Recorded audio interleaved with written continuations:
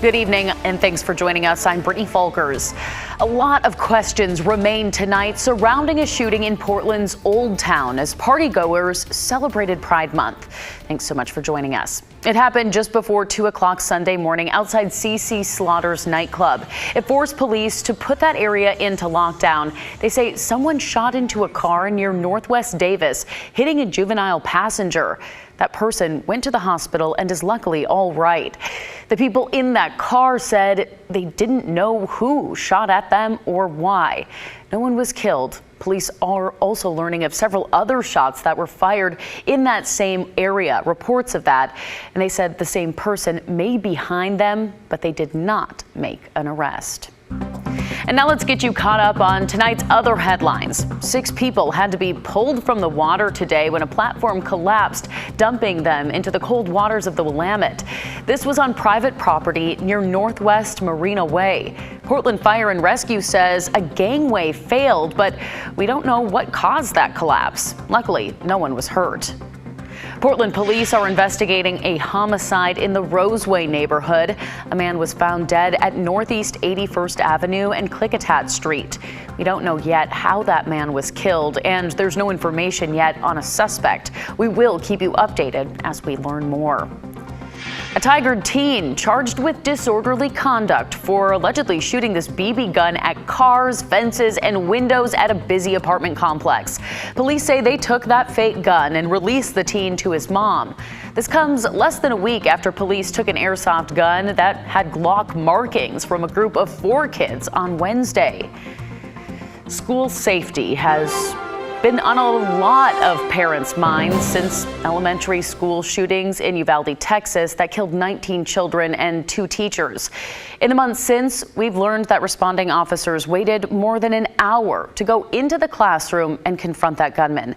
Tonight, our Christine Pitawanich takes a closer look at the security in Oregon's largest school district. So my name is Erin Savage, and I have been a PPS teacher for 17 years. I recently left the profession, and I still am a PPS parent. I have 2 daughters in an elementary school here.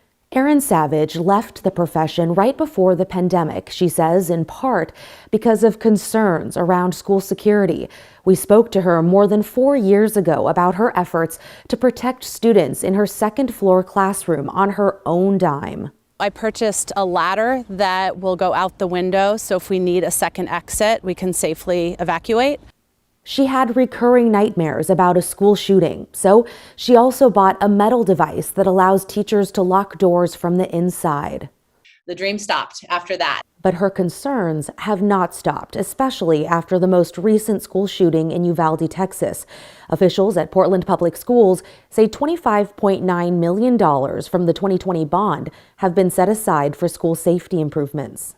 We're looking at our controlled access to buildings, our cameras, our mass notification system so that we can notify all building occupants in the event there is a critical incident taking place.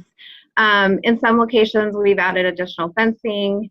And then with our 2020 approved bond, we'll be installing classroom door locks in all of our classrooms throughout the district.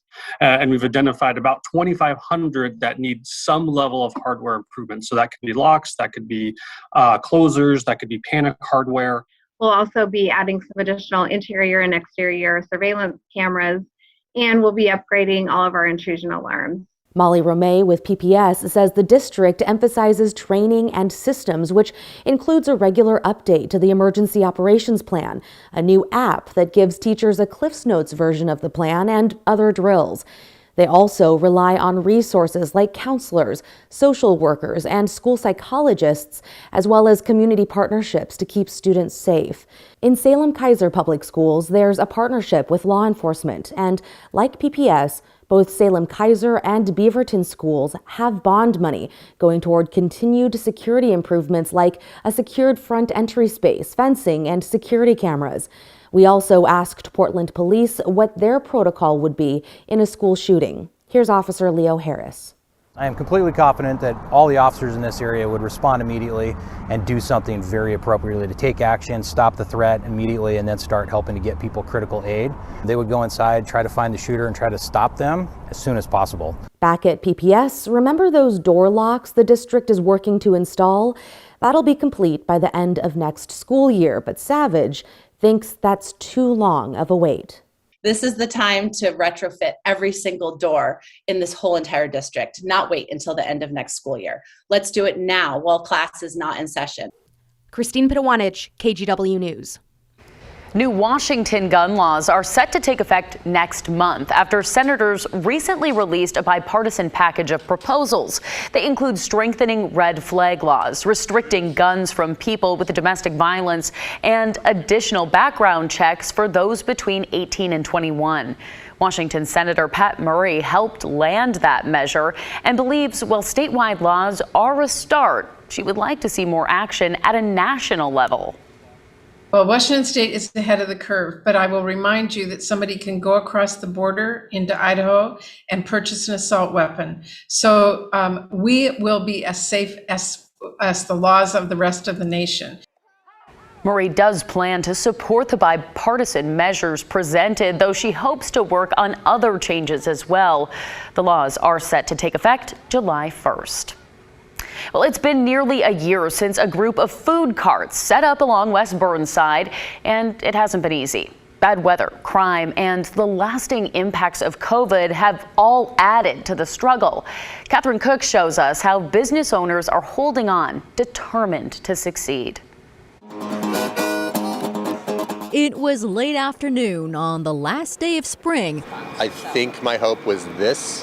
When proper spring weather finally showed up. Ray Mestis Not only was it rainy, has been keeping track of the weather since April. but it was also cold. Do you want a coffee or something? That's when he parked his double-decker coffee and wine bar, Rachel and Rose, near Southwest 8th and Ankeny. Google Maps literally just verified me. It's one of 8 businesses in the fledgling Cart Blocks Ankeny West. Regular customers like John Hastings Oh, I got €1. are grateful for it. Coming out of COVID, seeing a lot of a little more life come back to the area has just kind of been nice. Food cart owners just wish there were more of him. Yeah, slow. I wish more. My space before here, Washington and 10, very, very good business. Here, no. Mohammed Zarek owns Kafta House, one of several carts that moved here last July after calling Southwest 10th and Alder home for years. That spot is a hotel now. For Zarek, the struggle is less about bad weather and more about potential customers still working from home. I wish more boy, girl, man, women work in office. Same jail. There's also frustration over safety. 4 times broken my door.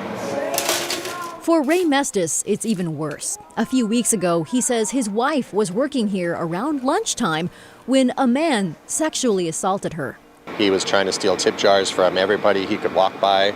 And then I think when he saw my wife, he just decided to hop the bar. She fought him off. They caught him right away. Super unlikely for that to happen, but it did happen. Even so, Ray says he's keeping his business parked right here. He knows what this place used to be. Before they opened this pod, this was all just chained up and graffiti. And what it's becoming. It's remarkably clean now. There are safety issues downtown. You just have to be aware of things, and we're trying our best to do everything we can. Keith Jones is executive director of Friends of Green Loop, which opened the pod last July. He admits he thought this pod would be busier by now, but he also knew it would be hard. Remember, Alder Street took 20 years to become Alder Street. We're not even through our first year. We've started to see more people showing up now, and office workers starting to return, which gives everyone hope. Keith Jones, you just heard from, says there's room for about 5 more carts at Ankeny West, and they're planning to add shipping containers as retail space. He says they're also continuing to work with cart owners to improve safety and deal with crime. That includes providing grants through Prosper Portland to cover repair costs after break-ins. Brittany.